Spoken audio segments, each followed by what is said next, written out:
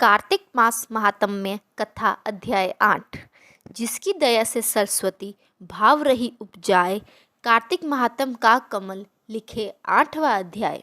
नारद जी बोले, अब मैं कार्तिक व्रत के उद्यापन का वर्णन करता हूँ, जो सब पापों का नाश करने वाला है। व्रत का पालन करने वाला मनुष्य कार्तिक शुक्ला चतुर्दशी को व्रतव की पूर्ति और भगवान विष्णु की प्रीति के लिए उद्यापन करे। तुलसी के ऊपर एक सुंदर मंडप बनवावे, उसे केले के खंभों से संयुक्त करके नाना प्रकार की धातुओं से उसकी विचित्र शोभा बढ़ावे। मंडप के चारों ओर दीपकों की श्रेणी सुंदर ढंग से सजाकर रखे। उस मंडप में सुंदर बनरवालों से सुशोभित 4 दरवाजे बनवावे और उन्हें फूलों से तथा चंवर से सुसज्जित करे। द्वारों पर पृथक पृथक मिट्टी के द्वारपाल बनाकर उनकी पूजा करे। उनके नाम इस प्रकार है: जय, विजय, चंड, प्रचंड, नंद, सुनंद, कुमुद और कुमुदाक्ष। उन्हें चारों दरवाजों पर 2-2 के क्रम से स्थापित कर भक्तिपूर्वक पूजन करे। तुलसी की जड़ के समीप 4 रंगों से सुशोभित सर्वतोभद्र मंडल बनावे और उसके ऊपर पूर्ण पत्र तथा पंचरत्न से संयुक्त कलश की स्थापना करे। कलश के ऊपर शंख, चक्र, गदाधारी भगवान विष्णु का पूजन करे। भक्तिपूर्वक उस तिथि में उपवास करे तथा रात्रि में गीत, वाद्य, कीर्तन आदि मंगलमय आयोजनों के साथ जागरण करे। जो भगवान विष्णु के लिए जागरण करते समय भक्तिपूर्वक भगवत संबंधी पदों का गान करते हैं, वे सैकड़ों जन्मों की पाप राशि से मुक्त हो जाते हैं। जो मनुष्य भगवान के निमित्त जागरण करके रात्रि भर भगवान का कीर्तन करते हैं, उनको असंख्य गोदान का फल मिलता है।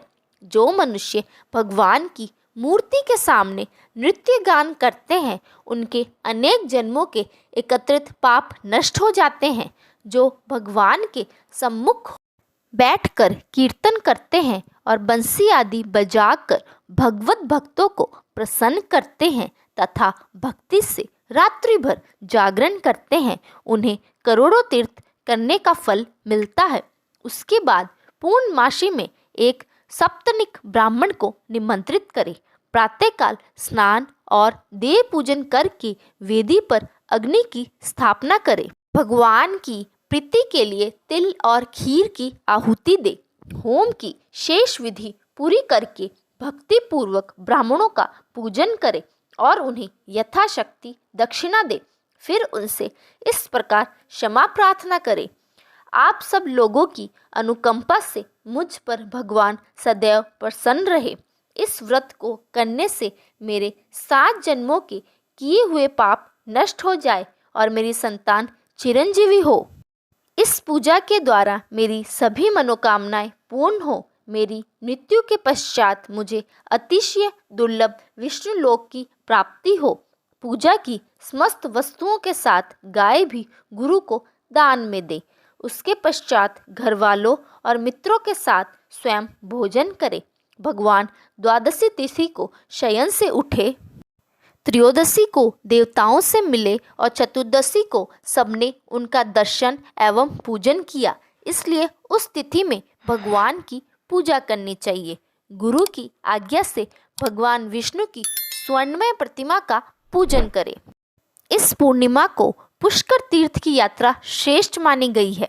कार्तिक माह में इस विधि का पालन करना चाहिए। जो इस प्रकार कार्तिक के व्रत का पालन करते हैं, वे धन्य और पूजनीय हैं। उन्हें उत्तम फल की प्राप्ति होती है। जो भगवान विष्णु की भक्ति में तत्पर हो कार्तिक में व्रत का पालन करते हैं, उनके शरीर में स्थित सभी पाप तत्काल नष्ट हो जाते हैं।